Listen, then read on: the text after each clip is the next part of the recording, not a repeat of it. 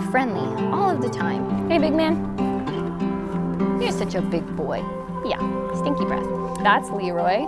He's, like I said, overly friendly. He'll lick you, eat your clothes. So, you like the chin rubs, don't you, yeah? Leroy, our big Highland cow, he is just the biggest goofball of all time. Last summer, he got himself stuck in the bale feeder. I don't know how that massive, at the time, 600-pound cow was able to squeeze through bars like this wide, but somehow he did with his big horns, and I found him in the middle of the bale feeder. He was grown up in a house and bottle fed and table scraps. He thinks he's a big dog.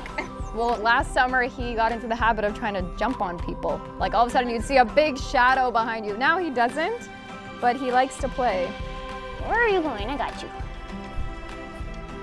Yeah. Cora is our miracle baby. We had to come by at like 2:30 in the morning and feed her because she just wasn't thriving. But now she's a happy little camper. Little Cora, the week-and-a-half-old goat, I just have a soft spot for her. She doesn't even make a peep. She's so good. I helped raise her. Like I was there at 2:30 in the morning in my pajamas feeding her because she needed it. And seeing her thrive and want to come interact with me, like she'll follow me around sometimes. Go eat. Go eat. Run away.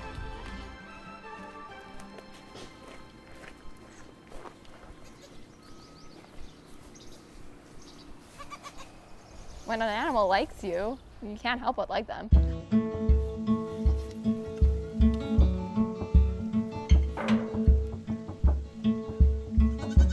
You'll see a lot of like pairings of baby goats, and it's because goats are more often than not born twins than singles. Okay.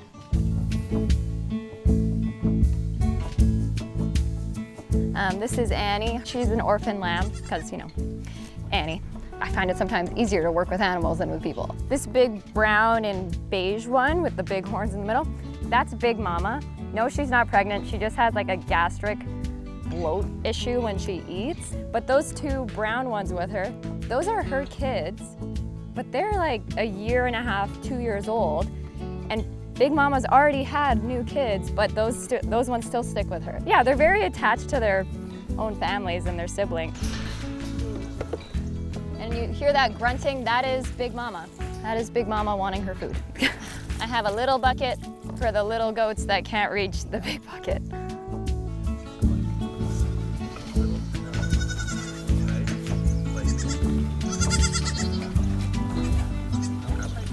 They're so funny that they just like hang out together. Oh yeah, they're buddies, so they'll like sleep together. I don't know if you saw when we walked in, they were like curled up in the hay thing together. Yeah. You have to be empathetic because the animals can't communicate any pain or stressors, so you have to be aware of your surroundings, aware of what could be triggering them or hurting them, right? We had the sheep shearer come out yesterday, and she was shearing one of our sheep. I thought he was a he for the past year, and then she's shaving. I'm like, oh, you have udders and no wiener, so so you're a girl. I like you, but I don't like you that much. Ebony. Stop it. It's not nice. She goes after my lanyard all the time. Or he. I think Ebony's a girl name, but I mean. What? Okay, get the water. Buddy, over here. Joey, you're the star of the show, big man. You're looking the wrong way. Me and Brittany, my coworker, just like last week were cleaning out some pens and we had the big garage barn door open, and I look over and all the goats come in the front of the garage, like the front of the barn. I'm like, how the heck did you get out? Like we have fences lining that entire post, like we have checked every corner. One of them was able to push a fence and just squeeze through, and I had the herd of goats just wrapped back inside the barn. They came right back home. They didn't run away. So silly stuff like that happens every day. There's weird things constantly happening. So I'll walk you over to where we're keeping our donkeys and our cows. We have one cow named Leroy. You can't miss him. Sorry, did you say this is a cow? Yep, he's a cow. But I thought that there were only female cows and male bulls. Is that wrong? You're not wrong. Cow is the generic term. He was a bull, but we had him castrated. Yeah, so now he's technically a steer. That's the technical term. Livestock, cattle in particular, they're different. They're not like horses or donkeys. They're just big and can do damage. I'm just lucky that ours are pretty friendly. If anything, they're just more of a observe from afar kind of deal. I think being exposed to a variety of livestock has created a more realistic view for me, and wanting to make care for these animals realistic and accessible for people. It's giving me a different outlook. Coming from the city, I haven't had a lot of exposure to livestock up until the last couple years. His horns ended here last summer. Like when I saw him this summer, I couldn't believe how big he got. He scratches and being brushed. He gets so matted though underneath during the winter that we'll literally just take scissors to him and cut the mats out and brush him out. Making medical care for them and humane treatment accessible and doable is really important. So this has opened my eyes to that aspect of the job. Sunshine. Got it, done. Sunshine. That was better than I thought. Heck yeah. It's so easy to miss a cut on their leg if you're not paying attention, but if you take the time to walk up to them and pet them down, groom them, you'd be like, oh, that's new. Do we have some limping today? Are you sore? I think we're gonna catch him and give him some anti-inflammatory. He looks like he's in a little bit of discomfort.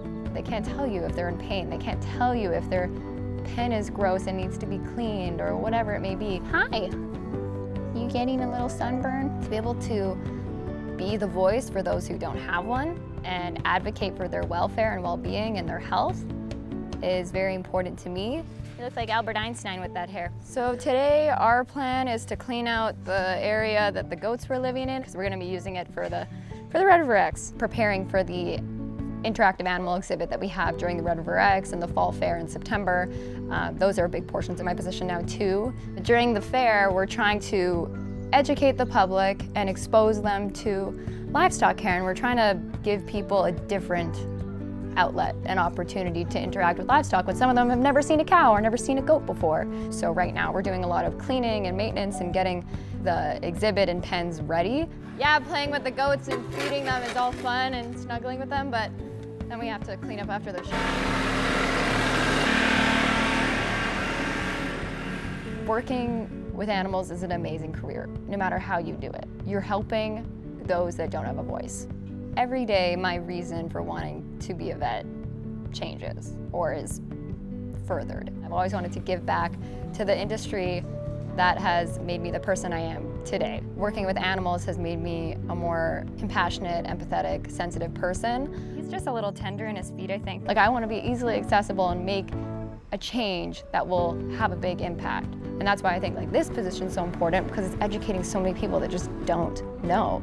I want to be able to provide guidance to the people like me who didn't know how to make that happen at first. The world is in such a high demand for vets. There are way more vets retiring or quitting their jobs from burnout than there are graduating. In total in Canada every year there's 380 people graduating from vet school. We're just in dire need for more vets.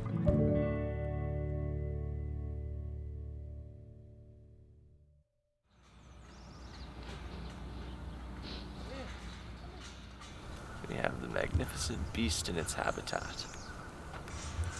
I know so much about these animals, it's painful. As you can see, this one has really taken after me. She's very fond of the outdoors, and she likes, among other things, standing. Had I been born a horse, surely I would be like her. Back to you at the studio, Jim.